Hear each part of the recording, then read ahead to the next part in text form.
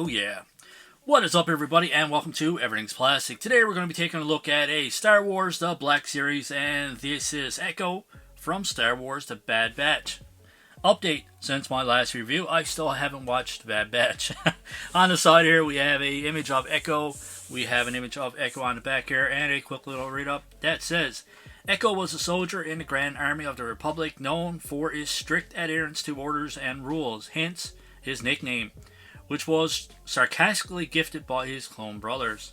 And on the bottom here we see that this is number 11 in the Star Wars The Bad Batch series. Nothing on the side, only Star Wars, nothing on top. And on the bottom here you got barcodes, words, and all that fun stuff. So other than that everybody, nothing else to show you guys with the packaging. We'll be right back with Echo outside of the package. Yeah. Alright everybody, we'll start by getting a closer look at accessories. So we have this blaster, like we've seen before, many times.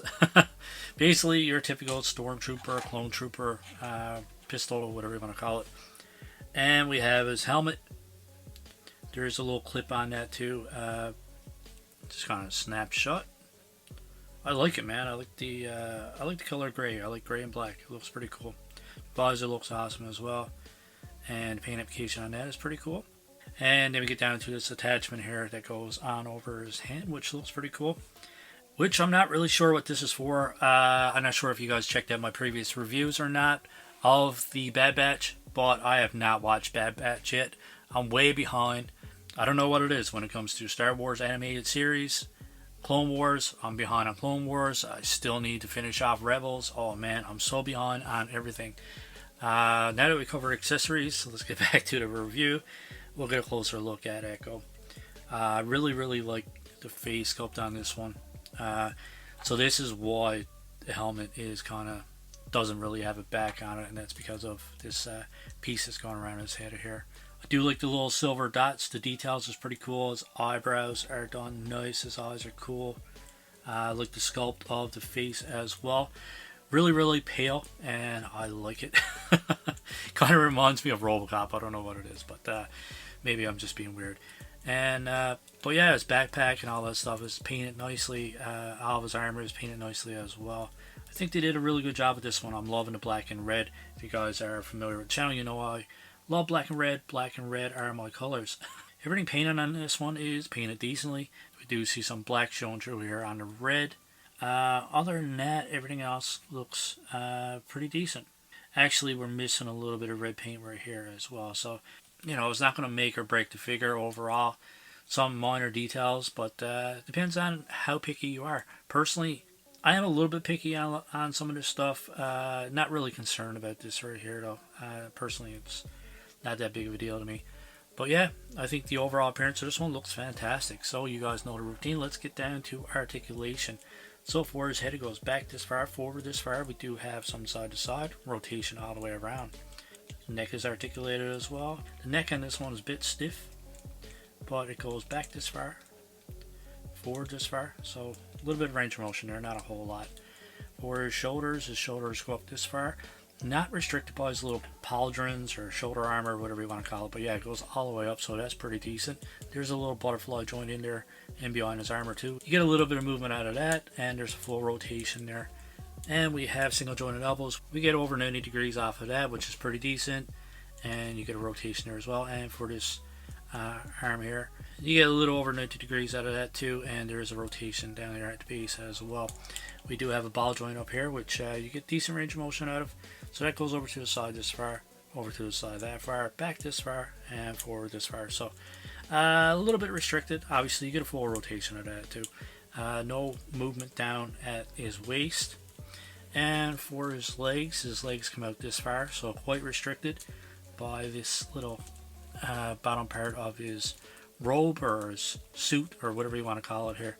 Goes forward this far, back this far. So decent range of motion going back, not too bad at all. We have a single jointed knee as well, which goes back this far. Do have a rotation there. A little bit restricted by his armor. His knee pads right here. And then for the ankle, goes back this far, forward this far. Pretty stiff. And you do get a full rotation out of that rocker. So not bad articulation overall. Tad bit limited, tad bit restricted in some places. And also for articulation, completely forgot about this, completely missed it, but we do have a rotation up here. Goes over to the side this far and over this far. Obviously it's going to hold up here on his crotch piece here, his crotch plastic. You get a little bit of range of motion out of that, which is going to help this guy stand up. And then you have, like I said, some movement here at the knees. So you shouldn't have any issues kind of maneuvering this guy a little bit to get him to stand properly. In the package, this one actually came on in the package. We have a little hole here. On the rest of the crew here, we have this kind of T-like plug, which in my opinion is a lot better than this little circle. That being said though, it still stays on nice and firm, so can't really complain about that. So, like I previously mentioned, he comes with a little blaster, and that ports in right here. And his helmet can kind of snap on there as well. And that kind of goes around here. And then, like I said, it's a bit of stiff plastic. So I'm sure if you want to play around with it a bit, just to get it fit a little bit better, you can get that to snap in. As of right now, I'm just going to keep it like that because this is going to cover it up anyways for the most part. And I'm not going to pay that much attention to it. And then we also have this little piece here as well, which kind of slips on over. Yeah, I'm not sure what the deal is with his arm. Obviously, I know that it's some kind of amputated or some kind of mechanical limb. But yeah, this kind of slides on over like so. And yeah, stays on okay. I mean, you can force it on if you want to, just a little bit. But yeah, there we have it. There is Echo. And the only thing I find with this one too, there's no trigger finger on this one. I don't know what it is when they give us stormtroopers, clone troopers, whatever the case may be. They only give us a trigger finger on the right hand. There's no trigger finger. I don't know why. I don't know why they can't just give us a trigger finger. I mean, it's the only hand that we have that he can actually hold this in. So to not give us a trigger finger for his blaster is kind of stupid, kind of cheap. And it's something Hasbro should definitely have picked up on. Everybody, that wraps up our unboxing and figure review for the Star Wars The Black Series Echo from the Bad Batch.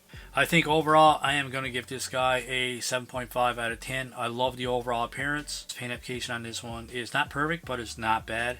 I like the attachment to blaster and all that good stuff. I like the helmet and his backpack. It looks fantastic in my personal opinion. Like I said, it's just my opinion.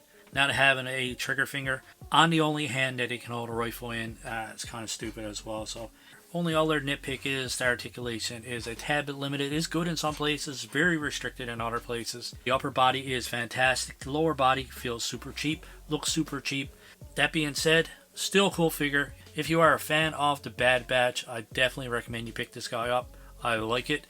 Thank you to my buddy Nathan. He actually dropped off 4 Star Wars figures for me to review. I am a big Star Wars fan, but I can't keep up with Black Series and all the other toy lines. So I have 2 of my friends that bring me all their Star Wars figures for me to review. So a big thank you to Nathan. As always, my friends, let me know in the comments below what you think of our score. Let me know what you think of this figure and who is your favorite Bad Batch character. If you liked our review, don't forget, hit that like button and that subscribe button is there as well. If you want to support the channel, we do have a channel membership, we do have a merch store, a Patreon, and all that good stuff. All the info you need is in the description below.